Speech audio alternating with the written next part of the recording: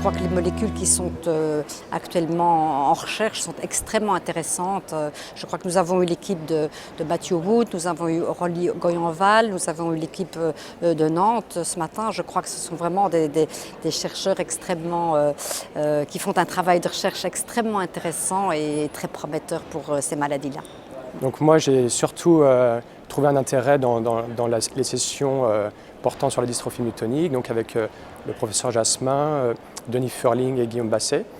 Donc c'était très intéressant de voir les nouvelles approches sur la recherche fondamentale, sur les dystrophies myotoniques. Denis Furling nous a présenté des beaux résultats sur un petit tronçon de muscle blind qui pouvait être utilisé comme cible thérapeutique, comme outil thérapeutique pour la dystrophie myotonique. Guillaume Basset nous a présenté des résultats sur des banques de tissus et leurs études qui permettent de screener un petit peu et faire des avancées sur la pathologie.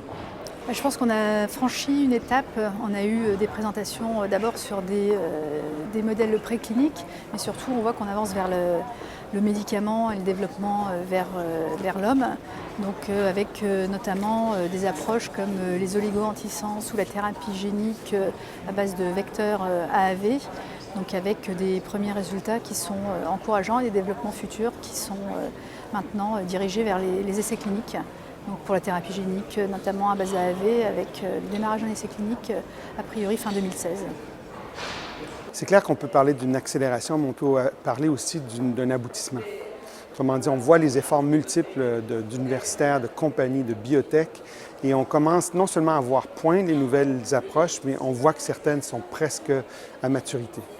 Et donc dans ce sens-là, on est non seulement enthousiaste de voir tous les progrès qui sont faits et la vitesse à laquelle ils se font et le nombre grandissant d'approches, mais on voit aussi que ces aboutissants vont être là, vont être saisibles.